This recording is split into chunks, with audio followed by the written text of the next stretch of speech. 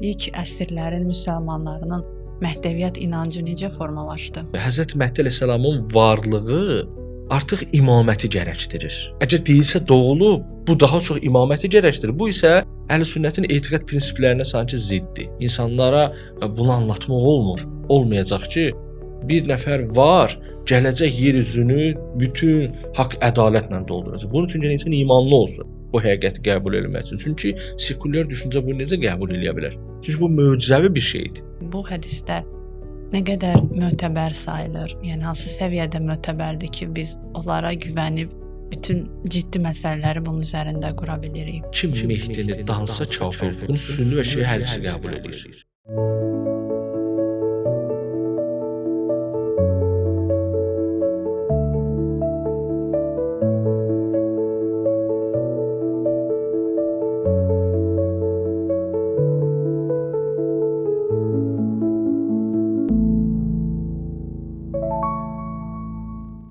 Salam ustad, xoş gəlmisiniz. Salam, xoş gördük. Necəsiz? Sağ olun. Siz necəsiz? Yaxşıyıq. Ustad, deməli biz keçən dəfə Quranda Məhdəviyyət barəsində danışdıq. Çox geniş danışdıq. Çox şey öyrəndik həmin epizodlarda. Bugün istəyirik ki, Məhdəviyyatı digər tərəfdən araşdıraq. Belə ki, başa düşmək istəyirik ki, Məhdəviyyət müsəlmanlar üçün hansı dönəmlərdə aktual oldu? Çünki siz keçən dəfə təvil, tənzih, təfsirlərdən danışdınız və biz başa düşürük ki, bunlar zamanla açılan, zamanla anlaşılan şeylərdir. Ümumiyyətlə bizə maraqlıdır, ilk əsrlərin müsəlmanlarının Məhdəviyyət inancı necə formalaşdı? Bəli. Təbii ki, Məhdəviyyatdan danışacaqsa, hədislərə daha çox yer verilməlidir. Çünki Məhdəviyyət barədə sizin də dediyiniz kimi Quran ayələri ümumi şəkildə ondan danışıb ki, bir vaxt haqq gələcək, haqq gəldi, batıl getdi, bir vaxt varislər olacaq. Allah vəd edib ki, yer üzü mömin insanlar üçün, mömin insanlar orada xilafət eləyəcəklər. Amma detallar yoxdur və təbii ki, detallar deyilməlidir. Ümumiyyətlə, nəinki Məhdəviyyət barəsində bütün mövzularda Quran ümumi bir kitabdır. Quranda hər şeyin təfərrüatı deyilməməlidir. Əgər deyilsə, birdən Quran neçə ciddi bir kitab olardı. Ona görə də təbii ki, hədislərə yer verilməlidir. Həm əhl-i sünnətdə, həm şiədə hədis məsələsi həddindən artıq aktualdır. Hədis məsələsi həddindən artıq aktualdır. Çünki hədis olmadan nələrsə izah etmək olmaz. Ancaq maraqlı məsələlərdən biri budur ki, biz şiələrdə məsələn əhl-i sünnət təkcə peyğəmbərdən olan hədisləri hüccət kimi qəbul edirlər. Amma şiələrin etiqadı budur ki, imamların da dedikləri sözlər və onların həm imamlar həm peyğəmbərdən nəql ediblər. Bir dəfə ravi kimi, rəvayət edən kimi. Həm də özlərinin də bir sözləri var ki, heç peyğəmbərdən deyil. Biz onları da qəbul edirik. Çünki biz imamları da Allahın hüccəti bilirik. Bəli, peyğəmbər dönəmindən başlayaraq əlbəttə əvvəllər demişik ki, o əvvəlki peyğəmbərlərin də vaxtında danışıb. İndi nə qədər danışılıb, nə qədər detallar, təfərrüatlar deyilib onu bilmirik biz. Amma Peyğəmbər sallallahu dönəmindən peyğəmbərdən çoxlu hədislər nəql edilib. O qədər hədis nəql edilib ki, mütəvatir həddədir. Yəni sünni və şiə məzhəbində İmam Zaman barəsində, Məhdəviyyət barəsində heç bir belə deyək, şək-şübhə yeri yoxdur onun varlığı barəsində.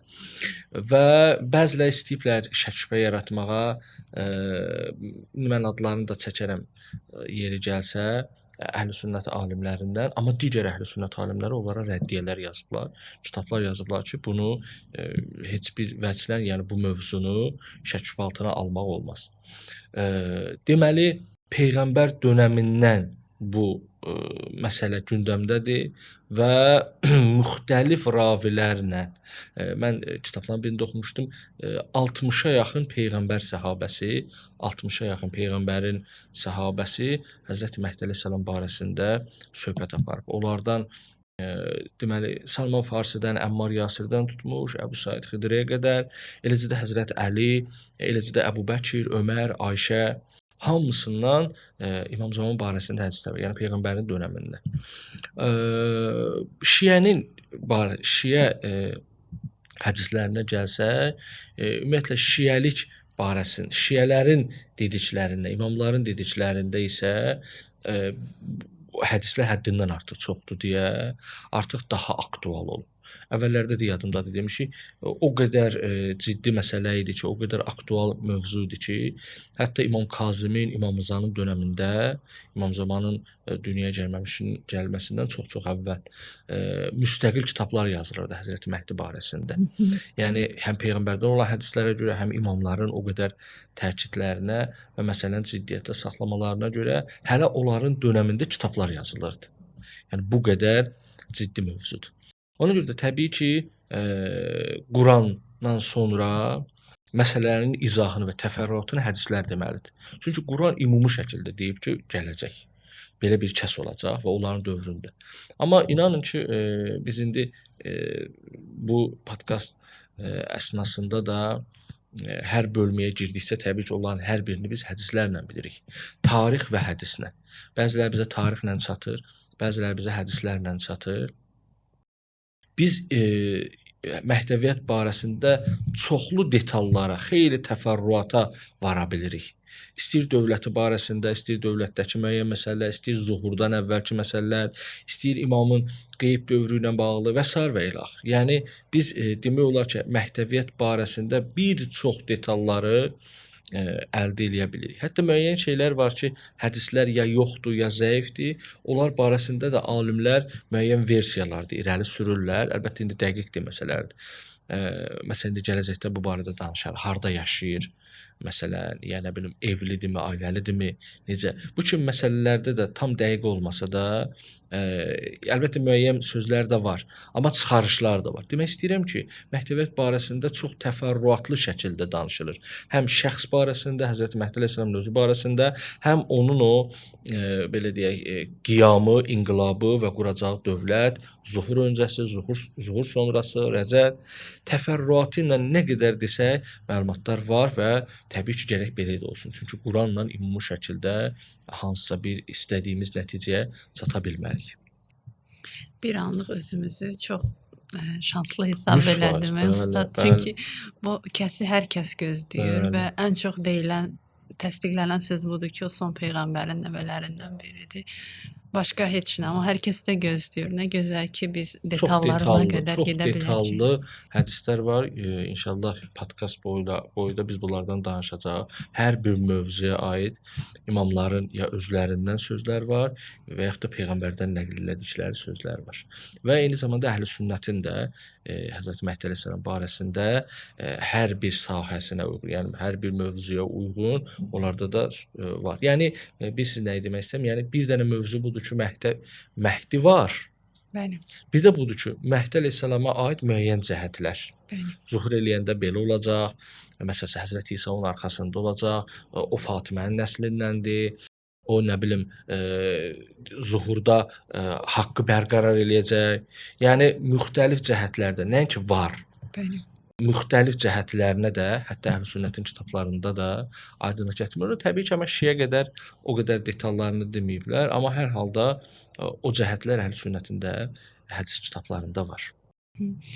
Ustad, biz hədisdən danışanda əvvəl bunu aydınlaşdırmaq istəyərik ki, bu hədislər nə qədər mötəbər sayılır, nə qədər, yəni hansı səviyyədə mötəbərdir ki, biz onlara güvənib bütün ciddi məsələləri bunun üzərində qura bilirik. Bəli, hədisşünaslıq elmi var, bir də rical elmi var. Hədisşünaslıq elmi ilə rical elmi hərəsi hədisin bir tərəfidir. Rical elmi hədis raviləri ilə bağlı elmdir. Orada bütün hədisləri rəvayət eləyənlərin bütün həyatlarından danışır. Məsələn, orada qaydalardan biri budur ki, onların əgər rəvayət eləyən o silsilənin içində bir nəfər, məsələn, bu deyir ki, bu filan kəsdən rəvayət edib, o isə ondan, ta Peyğəmbərə qədər. Əgər o silsilənin içində bir nəfər hədis deyən ravi deyirlər buna. Onu əgər yalançı olduğunu bilsə və yaxud da qaranlıq olsa, onda hədislər buna görə, ümumiyyətlə bu cəhətdən hədislər artıq hədis elmində, rical elmi elmində həmin o alimlər, hədis deyən ravilərin həyatı araşdırılır və onların kimliyi barəsində olan hər bir nüans hədis elmində hədisin bir neçə bölgəyə bölünməsini gətirib çıxardır. Hədis səhihdir, hədis zəifdir və çoxlu bölmələri var. Onların hər birinin də bir mənası var ki, yəni hansı vəziyyətdədir hədis. Ona görə də əgər hədislər barəsində sözlər deyilirsə ki, bu səhihdir, mötəbərdir ya zəifdir və digər bölmələrində deməli biz onun yəqininə çatmış oluruq. Bəziləri deyirlər ki, indi əlbəttə elm əhli arasında belə söz yoxdur ya, amma siz sual verirsiniz və ola bilər ümumi cəmaət baxar deyə bu məsələlərə də eybi yoxdur, qoy toxunaq. Çünki əvvəldə dedim, çox detallı məsələlərdən danışılacaq. İnsan görəsən hədislərə bu qədər güvənə bilər? Bəli. Çünki dediyim kimi bir hədisin ərsəyə gəlməsində iki əzəmətli elm belə deyə zəhmət çəkir. Biri dediyim kimi rical elmidir ki, ravilərin həyatları orada yer alır və onun özünü tamam araşdırıb o ravilər barəsində sözlər var. İkincisi isə hədis elminin qayda qanunlarına əsasən o ravilərdən nəql edilən hədisləri tamamilə safçürük eləyirlər və s. və ilə. Ona görə də əlimizə gələn hədislər barəsində bilsək ki, mütəxəssislər deyib bu səhih hədisdir və salam. Deyilsə ki, bu səhih hədisdir, mötəbərdir və s. Ondan sonra biz artıq onun barəsində heç bir şübhə eləmədən danışa bilirik. Və bütün tarixi də, bütün məhdəviyyatla bağlı, eləcə də digər məsələlərlə bağlı hər bir şeyi biz hədisin üzərində qura bilirik. Yəni onu deyirdim ki, bəziləri deyə bilərlər ki, axı bu qədər necə bilə bilirik? Məsələn, bunu Peyğəmbər buyurur. Peyğəmbərdən bizə necə gəlib çatıb? Əlbəttə bu sözü demək bütün tarixi, nəinki din tarixini, bütün tarixi sual altına aparacaq. Belə şey yoxdur ki, bütün bunların bununla bağlı elm var ki, bundan araşdırır ki, o necə gəlib çıxıb. Dini məsələlər isə bu həddindən artıq ciddiyyətlə araşdırılır. Dini mövzuda həm rical, həm hədis elmində bu həddindən artıq ciddiyyətlə araşdırılır. Ona görə də heç vaxt mötəbərliyi barəsində, əgər bir hədisin mötəbərliyi barəsində söz deyilirsə, heç vaxt belə deyim, insanda bir dindar adamda, elm əhlində heç o narahatçılıq yaranmır. Çünki insan ona təslim olur. Çünki bunun mütəxəssis hissə, nə bilim, belə deyim də, o detallarına vararaq gəlir ki, bu hədis necə gəlib çıxır. Bu bir məsələ. İkinci məsələ budur ki, bəzən elə olur ki, məsələn, məhdəviyyət barəsində belədir. Məhdəviyyət barəsində hədisləri həm əhl-i sünnət çoxlu hədis Peyğəmbərdən nəql edib, özdə müxtəlif ravilər vasitəsilə və əhl-i sünnətin də müxtəlif alimləri öz kitablarında və yaxud da bəzi kitabların bir hissəsində. Bilirsiniz, həm şiədə, həm əhl-i sünnətdə belə bir şey var. Bunu da deyim, burada elə mötərizədə haşiyə olaraq bəzi məhdəviyyətlə bağlı mövzular bəzən əhl-i sünnət alimləri bir bütöv kitab yazdı. Bir adam götürüb məhdəviyyətlə bağlı kitab yazıb. Belə kitablar da var. Bir də ki, hədis kitablarının bir bölməsi məhdəviyyət barəsindədir. Məsələn, mən onların adlarını da qeyd eləmişəm. Lazım olsa onlardan da oxuyaram. Bəzən bu izləyicilər üçün sıxıcı olur, ümumiyyətlə belə detallı məsələlər. Adətən elm adamları üçün yaxşıdır. Alimlərin adları və filan. Amma mən ora qədər də demək istəyirəm. Deməli, həm əhl-i sünnətdə və o cürə həm bütöv kitab, həm kitabların içində olan bir bölmə kimi, çünki cild kitablar vardı, onların bir bölməsi kimi, həm şiədə o qədər bu barədə hədislər var ki, ona görə də Məhdi əleyhissalam barəsində onun varlığı və ona aid bir neçə dənə xüsusiyyətlər həddindən artıq mötəbərdir. Yəni şiə və sünnilərin həddindən artıq ciddi qəbul edilə bir məsələdir. Dediyim kimi əhl-i sünnətdə alimlərdən biri İbn Xaldun deyilən bir alimlər və o məhdəviyyətlə bağlı müəyyən şübhələr ortaya atıb. Ümumiyyətlə bu məsələni örtbasdırılmaya çalışıb. Çoxlu əhl-i sünnət alimləri onun barəsində irad bildiriblər və hətta alimlərindən biri onun barəsində kitab yazıb. Onun dediyi iradlara kitablar yazıb. Məsəl üçün Peyğəmbərdən bir hədis var. Buyurur ki, mən kəzzəbə bil Mehdi fəqət kəfəra. Kim Mehdini dansa kafirdir. Bunu sünni və şiə hər ikisi qəbul edir. Bu hədis o qədər mötəbərdir ki, əhl-i sünnət də bunu qəbul edir. Kim Mehdini dansa, o kafirdir. Yəni bu onu göstərir ki, əgər əhl-i sünnət və şiə qəbul edirsə, Həzrət Məhdi əleyhissalam barəsindəki məsələlər gündəmdədir, aktualdır.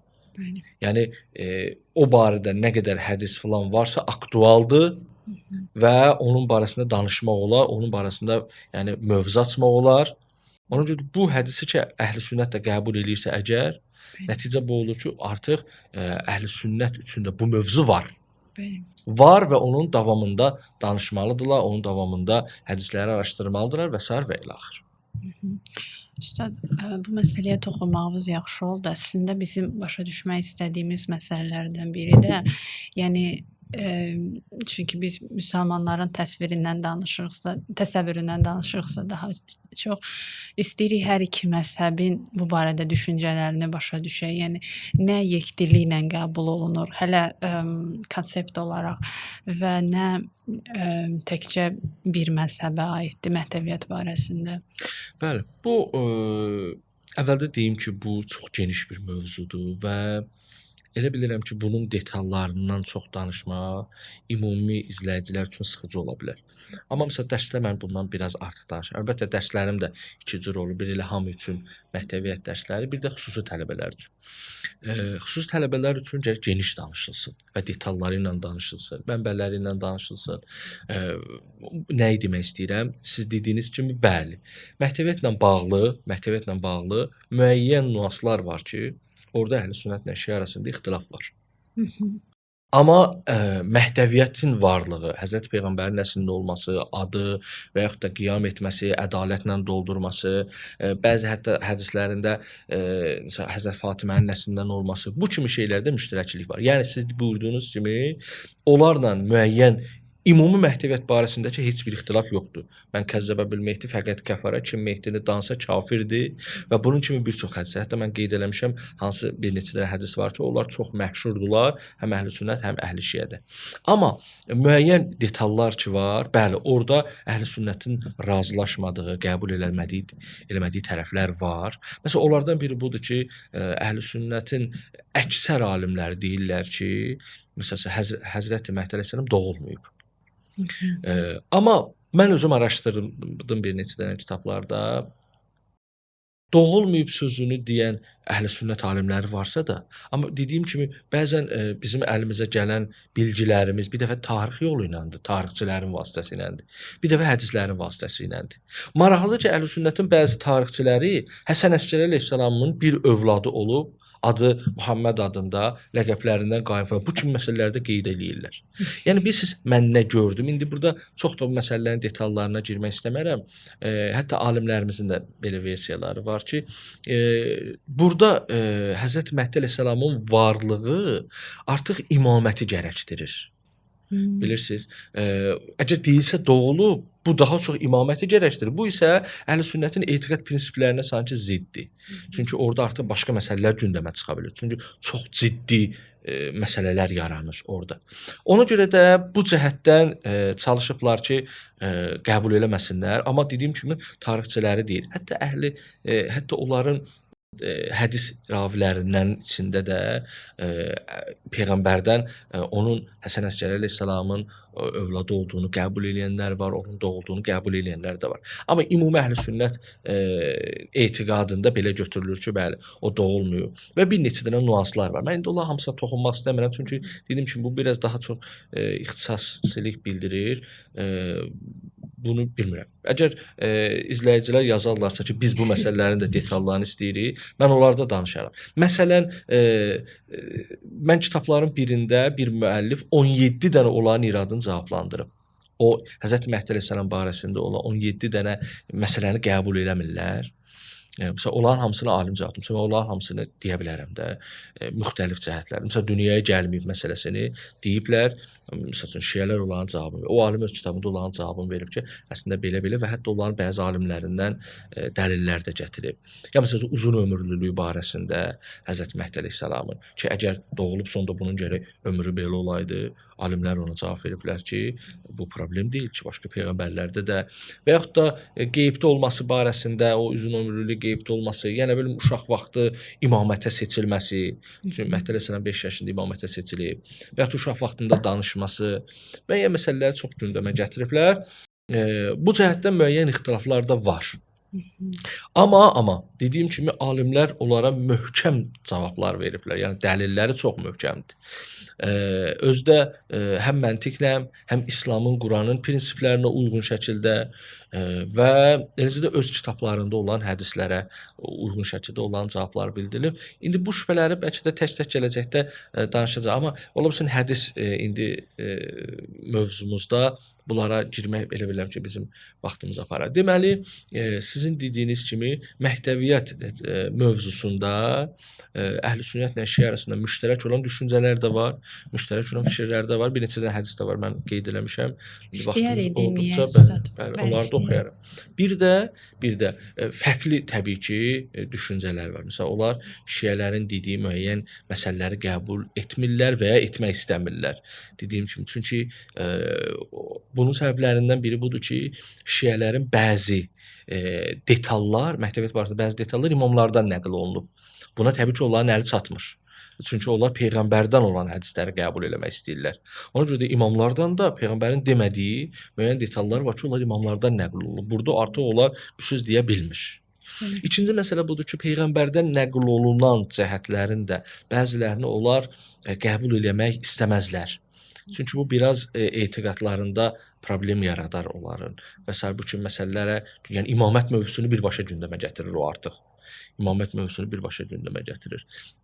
Bu qalar belə. Məsələn, mənim qəribə gələn bir neçə dənə hədisi var ki, o hədisləri Əhlüsünnət özü qəbul eləyib. Amma bu tərəfdən isə o hələ dünyaya gəlməyib deyir. Məsələn, o hədislərdən biri yadıma gəlir, çoxdan oxumuşdum, elə indi ağlıma gəldi. Ki, Peyğəmbərə Nəhl adında, yəni Nəsl adında bir Yahudi yaxınlaşır, soruşur ki, ya Rasulallah, səndən sonra ilahi höccətlər var? Dedi ki, bəli var. Dedi ki, onların adlarını saya bilərsiniz. Peyğəmbər onların hamısını bir-birinə saydı. Dedi ki, Əli ibn Əbu Talib, Həsən ibn Əli, Hüseyn ibn Əli, Muhammed ibn Əli ibn Hüseyn, Muhammed ibn Əli. Bax, bunlar hamısını bir-bir saydı. Sonuncuya da dedi ki, Muhammed ibn Həsən. Bu hədis Əhlüsünnə Bəli, Əhlüsünnət mənbəsində də var. Muhammed ibn Həsən.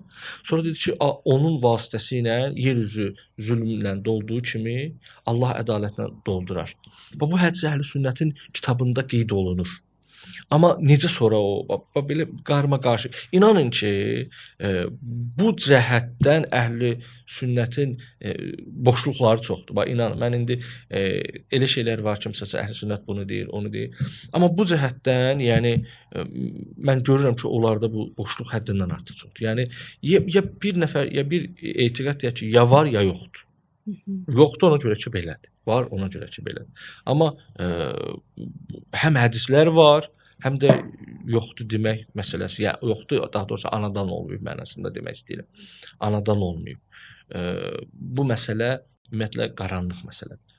Əlbəttə gələcəkdə bu kimi iradları da biz istəyərəm məsəl üçün cavablandıraq ki, yaşı çoxdursa nə problem var? Və yaxud da anadan olacaqsa kimin övladıdır? Necə anadan olacaq? Ümumiyyətlə Şiə bu iradlara da belə suallar verir və s. və ilə axır. Deməli, sizin də dediyiniz kimi fərqli cəhətlər də var. Fərqli cəhətlər var, qəbul olunmayan cəhətlər var. Dediyim kimi iki məsələyə uyğundur. Biri budur ki, imamlardan nəql olunan əsasən, ikincisi də budur ki, müəyyən problemlər yarada bilər.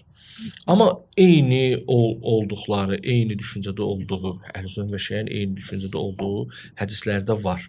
Ki, ümumi hədislər onlardan. Əgər istəsəz, mən onlardan bəzilərini oxuya bilərəm. Bəli. Peyğəmbər buyurur ki, yer üzü zülm və sitəmlə dolduğu kimi mənim itirətimdən olan bir kişi qiyam eləyəcək və yer üzünə hakim olacaq, sonra yer üzünü ədalətlə dolduracaq. Bax, bu tip çoxlu hədislər var. İndi bəzi hədisləri müxtəlif ravilər deyiblər deyə, Peyğəmbərdən eşidən bu adam da eşidib deyib, o biri səhabə də eşidib deyib. Hədislərin mətnlərində azacıq fərqlərlə həm Şiədə, həm Sünnidə çoxlu bu tipdə, bu səbkidə hədislər var. Başqa bir hədis Həzrəti İsa əleyhissalamın barəsindədir. Həm Əhlüsünnət, həm Əhlişiə kitablarında, bu var məsələn Səhih Buxaridə alimlərimiz Səhih Buxaridə də bu hədisləri görüblər ki, buyurulur ki, Məryəmin oğlu İsa peyğəmbər buyurur da, səmadan yerə endi və sizin imamınız öz aranızdan olduğu zaman, sizin özünüzdən olduğu zaman sizin halınız necə olacaq? Və yaxud da buyurur ki, Ruhullah İsa ibn Məryəm səmadan yerə inəcək və onun Mehdinin arxasında namaz qılacaq. Onun imaməti ilə Mehdinin arxasında namaz qılınacaq. Bax, bu tip hədislər var ki, Əhl-i Sünnət bunları qəbul edir. Başqa bir hədisdə İmam Zamanın zuhurun qabağında olan, zuhur qabağı bəzi hadisələrdə deyilib. Məsələn, bu hədis də Səhih Buxaridə yer alır ki, zuhur qabağı bir qoşun, həmin o Sufyanın qoşunu Kəbəyə tərəf hərəkət edər, Beyza ərazisinə çatdıqda yer onları udar. Bax, özü barəsində yox, artıq qiyamı, zuhuru, dövləti barəsində olan bəzi hədisləri də məsələn Əhl-i Sünnət gətirib ki, bizdə də bu tip hədislər həddindən çoxdur. Məsəl üçün İmam Baqir əleyhissalam bunu daha detallı şəkildə buyurur ki, qoşunun başçısı Sufyanı qoşunu ilə birlikdə Beyza ərazisində yanarlar. Səmadan bir nida gələr ki, belə deyər: "Ey Beyza torpağı, bu qövmü məhv elə." Bu zaman torpaq onları içərisinə çəkər və onları batırar. Görürsüz, Peyğəmbərdən nəql olunan hədisi Həzrət Baqir əleyhissalam daha təfərrüatlı şəkildə deyir. Həzrət Mehdi Fatimənin övladlarındandır olan hədislər Əhl-i Sünnətdə də yer almaqdadır və amma bu yer gəlmişkən onu deyim ki, Şiədə 2000-ə yaxın hədis nəql edir İmam Zaman barəsində. 2000-ə yaxın. Bu bir araşdırmada oxumuşdum ki, Həzrət Məhdi əleyhissalam o kəsdir ki, Həzrət Əlidən sonra barəsində ən çox hədis gələn kəsdir. 2000-dən çox hədis gəlib və çoxlu kitablar yazılıb və Həzrət Məhdi əleyhissalam barəsində olan bu hədislərin içində müxtəlif cəhətli hədisləri də toplayıblar. Məsələn, İmam Hüseynin nəslindəndir, İmam Əlinin nəslindəndir, İmam Səccadın nəslindəndir, İmam Baqirin nəslindəndir. Hər birinə aid bir çox hədislər var. Məsələn, xanım Fatimənin nəslindəndir filan qədər hədis, 300 hədis məsələn. Həzrəti Kazım əleyhissalamın nəslindəndir ifadəsini, onu deyən hədisləri yığıblar. Gəlib məsələn 70 dənə hədis məsələn. Bax, belə tip bölgülər də vardı hədislərdə. Ümumiyyətlə hədis barəsində mən elə məlumat vermək istəyirəm də. Yəni hədislərin özlərində bax belə bölgü yığıblar. Və daha məşhur rəvayətlərdən biri, hədislərdən biri ki, Əhl-i Sünnət, Əhl-i Şiə qəbul edirlər. Mənim Əhl-i Beytimdə olan bir kişi ərəblərə hakim olana qədər dünya sona çatmaz və onun adı da mənim adımdan eynidir. Və Əhl-i Sünnətdə digər hədislər də var. Məsələn, həmin o məşhur hədis ki, dünyanın sonuna bir gün qalmış olsa belə, Allah o günü o qədər uzadar ki, mənim adımdan eyni olan, hətta bəzi hədislərdə var ki, adı mənim adımla, künyəsi də mənim künyəmlə eyni olan, künyəsi Əbulqasım, mənim künyəmlə eyni olan bir kəs gələr, yer üzü zülmlə dolduğu kimi yer üzünü ədalətlə doldurar. Bax, bu tip hədislər həm Əhl-i Sünnətdə, həm Əhl-i Şiədə gözə dəyir. Aydındır ustad. Deməli biz başa düşdük ki, həm şiələrin, həm Əhl-i Sünnənin qəbul elədiyi ortaq məqamlar, hər iki əqidə inanır ki, Həzrət Məhdi zühur eləyəcək, onun adı və künyəsi Peyğəmbərin adı və künyəsi ilə eynidir. Eləcə də o Peyğəmbərin, hətta siz dediniz, Həzrət Fatimənin nəslindən olması barədə hər iki tərəfin ciddi hədisləri var. Çox da hədislər əslində. Yəni hər iki tərəfin qəbul elədiyi, dediyimiz kimi Əhl-i Sünnət elə 5 dənə hədis demir ki, Əhl-i Sünnətin bütün dediyi hədisləri zaten Şiə qəbul edir. Çox da hədislər. Amma belə ümumi olaraq bu səpkidədir. Demək olar Əhl-i Sünnətlə olan müştərəklik. Aydın, bu sevindirici haldır ki, biz əsas konsepsiyada bütün müsəlmanlar eyni düşünür.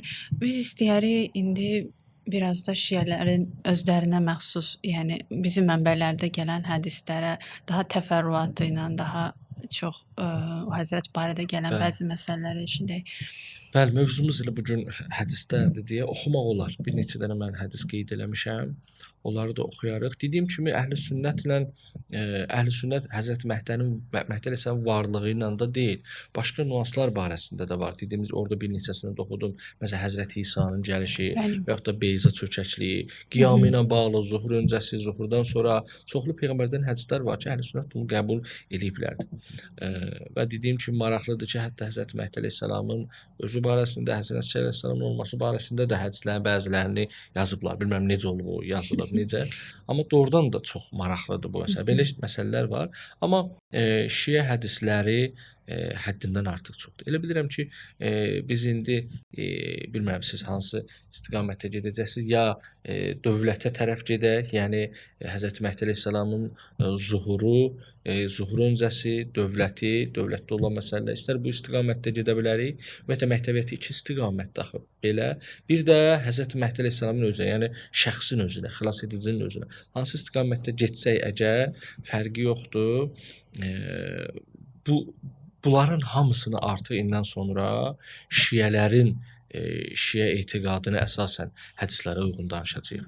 Çünki onlar biz hardan bilə bilərik? Bu bizə Əhl-i Beytdən olan maarif nəticəsində müyəssər olur da, onun barəsindəki bütün bu təfərrüatlar və detallar. İndən sonra demək olar ki, artıq biz nə danışacağıqsa artıq bundan danışacağıq.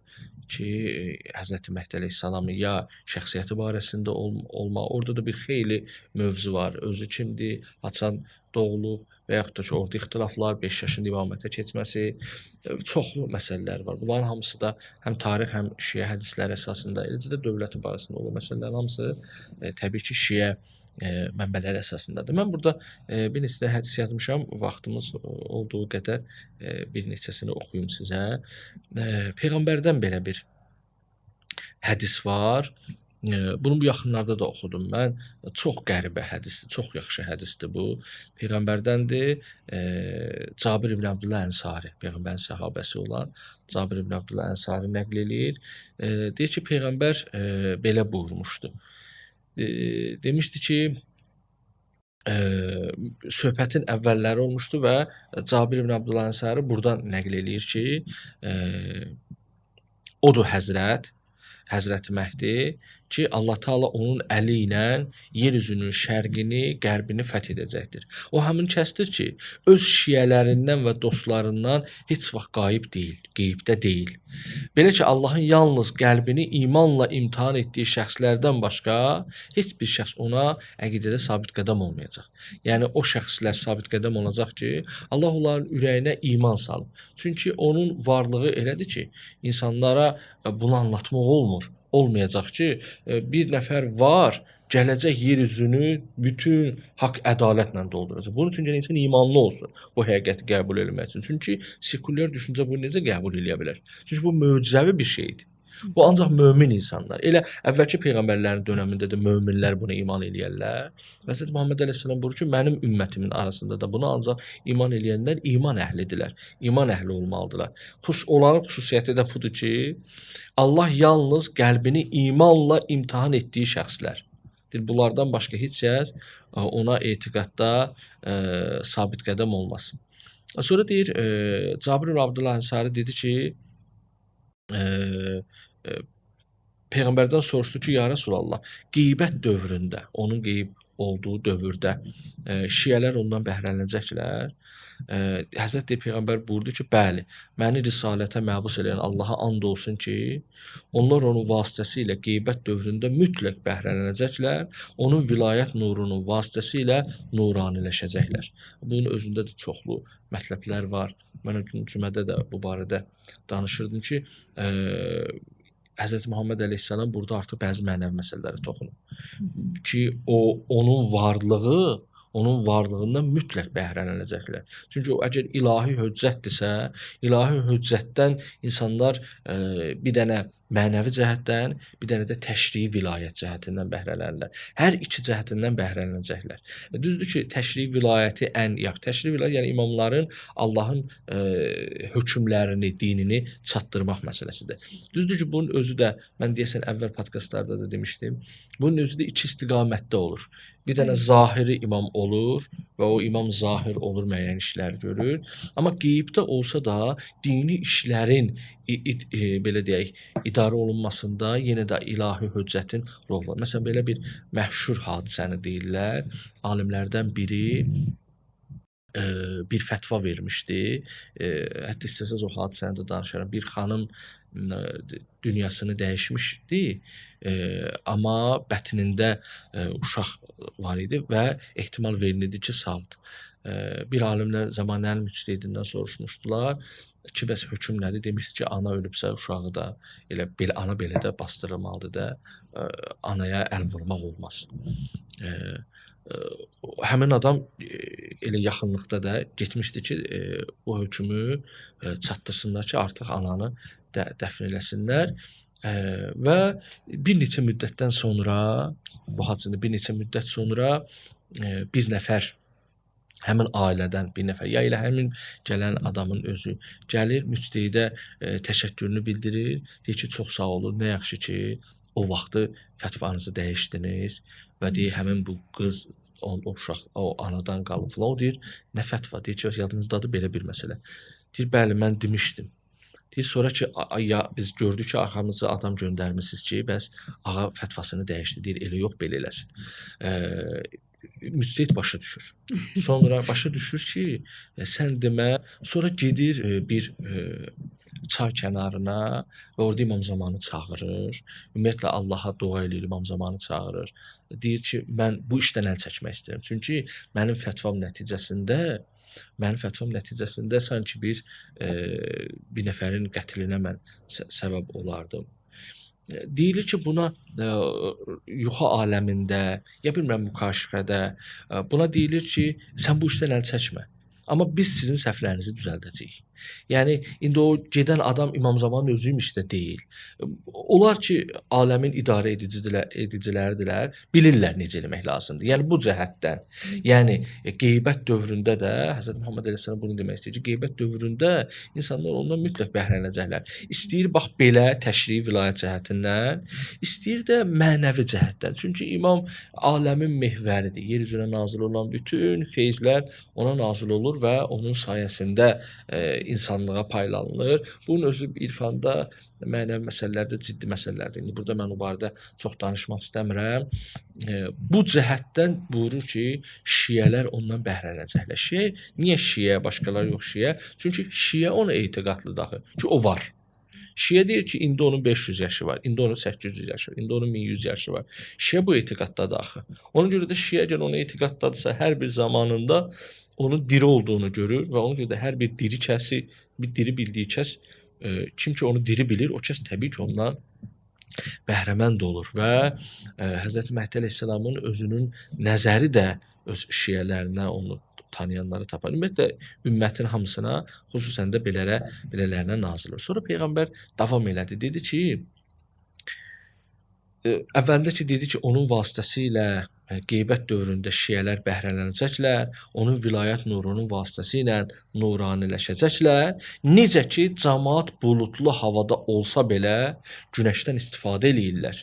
Ey Cabir, bu Allahın gizli sirri və onun xəzinə olunmuş elmidir. Görürsünüz, bir hədisdə Həzrət Məhdinin özündəndir. Buyurur ki, mən bulud arxasındakı günəş kimiyəm. Bulud arxasındakı günəş kimiyəm budur ki, necə ki, günəş var, amma bulud onun birbaşa düşməsinin qarşısını alır. Amma günəşin varlığı yer üzündə özünü göstərir. Çoxlu cəhətlərdən. Biri budur ki, isti olur, biri budur ki, hava işıqlıdır, biri budur ki, nə bilim, fotosintez hadisəsi baş verir və s. və ilahi. Yəni, günəşin qarşısını bulud kəssə də, birbaşa şüasının düşməsinin qarşısını kəsir. Amma günəşin bütün varlığını yoxa çıxarmır bulud. Çünki bulud bir şey deyil. Ona görə də qeybət dövrünü buluda bənzədir. İmam Zaman da elə buyurur. Deyir ki, mən bulud arxasındakı günəş kimiyəm. Yəni, mən varam. Və varam təkcə mənası da deyil. Elə bilirlər ki, bəzən varlığına görədir. Həm də necə günəş öz missiyasını yerinə yetirir, mən də öz missiyamı yerinə yetirim. Hədislərin birində var, İmam Zaman əleyhissalamdandır. Deyəsən məktublardadır. Şeyx Müfidə neçə dəfə məktub yazıb, onların içində olmalıdır. Buyurur ki, əgər bizim nəzərimiz olmasaydı,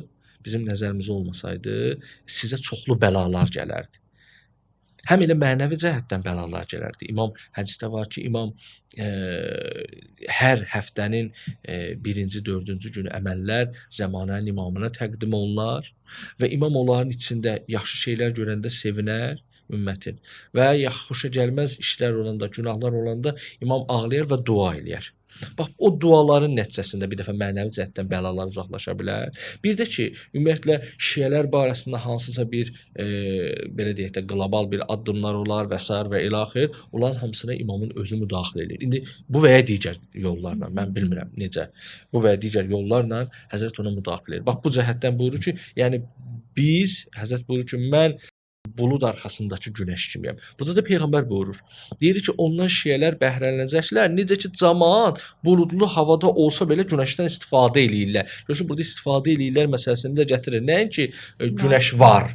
Varlıq cəhətindən yox. Yəni ki, siz onu görmüsünüz, amma var. İstifadə eləyirlər. Və dedi ki, bu Allahın gizli sirridir və onun xəzinəsidir. Bu Hz. Muhammed əleyhissalamdan olan görürsünüz bir hədisdir. Bunu Cabir ibn Abdullah Ənsari nəql eləyir. Çox gözəl hədisdir. Bir dənə də hədis var. Əgər vaxtımız varsa bunu da oxuyum. Bu da İmam Səccad əleyhissalamdandır. Əbu Xalid Kabuli adında bir nəfər İmam Səccad əleyhissalamdan nəql eləyir ki, Həzrət belə deyirdi. Deyirdi ki, qeybət dövrü Peyğəmbərin vəsilərinin və ondan sonraki imamların 12-cisinin vasitəsilə çox uzun olacaqdır. Ey Əbu Xalid, həqiqətən onun qeybət dövründə olan, imamətinə etiqad bəsləyən və zuhurunun intizarında olan hər bir dövrdəki insanlarda olanlar, həmin onun zuhurun intizarında olanlar, imamətinə etiqad bəsləyən və zuhurun intizarında olanlar hər bir dövrdəki insanlardan üstündürlər. Çünki Allah Taala onlara o qədər ağıl, dərk, mərifət əta edəcəkdir ki, qeybət onların nəzərində müşahidə kimi olacaqdır. Bunlar başqa insanlardan Allah üstün qərar verib deyil. Bunlar ona görə üstündürlər ki, real olaraq, ontoloji olaraq. Çünki onlar neçə yaşı olan bir kəsi qəbul eləyirlər və heç vaxt görmədikləri, yaşının da çox olduğu ki, belə yaşda da insan görməyiblər. Tutaq ki, indiki zəmanənin şiələri də 1100 yaşında heç kəs adam görməyib axı. Və onun varlığını bilir, onun varlığını qəbul edir, hər gün onun yolunu gözləyir, ondan danışır, ona təvəssül eləyir, onun məhəbbəti onun ürəyindədir, səhər duranda da ona salamla başlayır gününə, axşam yatanda da onunla danışıb yatır. Bu, sanki İmam Səccad buyurduğu kimi də, İmam Səccad buyurur ki, onlar bilsən necə olacaqlar, sanki qeybət onların nəzərində müşahidə kimi olacaq. Yəni onlar sanki görürmüşlər kimi yaşayacaqlar. Deyir, bu onların ağlının, dərkinin və mərifətinin çoxluğudur ki, Allah onlara bunu bəxş eləyib. Belə bir insanlar bax, ağlının, dərkinin və mərifətinin çoxluğuna görə başqa zamanın insanlarından üstündürlər. Çünki başqa zamanın insanları imamları varsa da imamlarını görürlər. İmamlarının xutbəsinə qulaq asırlar, imamların arxasında namaz qılırlar, imamlarından iltimas istəyirlər, imamlarının, nə bilim, İmam Hüseyn barəsində danışmasını, ağlamasını görürlər. Amma Həzrət Məhdi əleyhissalamın qeybət dövründə yaşayan insanlar isə imam anlayışı ümumiyyətlə görməyiblər. Nəinki öz imamlarını bilmirlər və o öz imamlarının da yaşı çoxdur. Amma ona elə etiqaddadırlar ki, sanki görürmüşlər kimi. Və onun zuhurunun intizarını çəkilir. Onun zuhuru üçün işlər görürlər ki, o gəlsin. Bu böyük bir ruhiyyənin göstəricisidir. Ona görə deyir, sanki onu görürmüşlər kimidir və bu ona görədir ki, onların ağlı, dərki və mərifəti həddindən artıq çoxdur. Sonra Həzrət buyurdu ki, və onları o dövrdə, Peyğəmbərin dövründə qılıncla cihad aparan mücahidlər kimi Allah qərar verəcəkdir. Necə Peyğəmbərin dövründə qılıncla döyüşənlər belə bir ruhiyyəyə, əzəmətə, eyni zamanda da savaba sahib idilər. Allah onlara belə qərar verəcəkdir. Onlar həqiqətən də ixlaslıdırlar və bizim sədaqətli şiələrimizdilər ki, insanları aşkarda və gizlində Allah yoluna doğru dəvət eləyirlər. Bu da İmam Səccad əleyhissalamdan olan bir hədisdir. Dediyim kimi, belə bir hədislərlə, görürsünüz, bu Peyğəmbərdən deyil. Bu artıq İmam Səccad əleyhissalamdandır və imamətdən olan hədislər daha detallı, daha təfərrüatlıdır və xüsusi bir həqiqətləri açırlar. İndi inşallah biz podkast boyu da Bu məsələlərdən danışarıq və təbii ki, indən sonrakı bütün hadisələrdə ya peyğəmbərdən olan hədislə, ya imamlarımızdan olan hədislə mövzularımızı biz aparacağıq. Yəni hədis cəhəti həddindən artıq ciddidir. Quran ayələri ilə biz yəqinə çatırıq, həm digər səmavi kitabların da gələn ayətlərlə, həm Quranda olan ayətlərlə yəqinə çatırıq, amma detallarını və təfərrüatını mütləq hədislə əldə etməliyik. Çox sağ olun ustad. Siz sağ Hədislər olun. çox təsirli idi Məncə həqiqətən.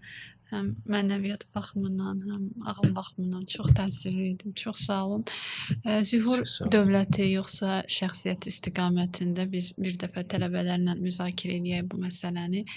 Bəli, Suallardan mənə belə fərqi görünür yoxdur. ki, Bəli. dövlət daha cəzbedici görünür insanlara. Daha çox suallar hələ ki o Bəli. istiqamətdə gəlirdi. Ola bilər biz dövləti birinci Heç bir danışaq. fərqi yoxdur. Zaten məhdəviyyət deyiləndə əvvəllərdə dediyimiz kimi iki sistem nəzərdə tutulur. Bir xilaskar, bir də həmin o məhdəviyyətdə həmin o qurulacaq dövlət. Hansı istiqamətdə olsa heç bir problem yoxdur. Adətən belə olur ki, şəxsiyyətdən danışılır, ondan sonra onu quracağı dövlətdən. Amma əgər hamı tələsərsə, məsəl üçün dövlət barəsində daha çox belə deyək fikirlər varsa, şübhələr varsa, əvvəl dövlətdən danışıb sonra şəxsdən də danışmaq olar.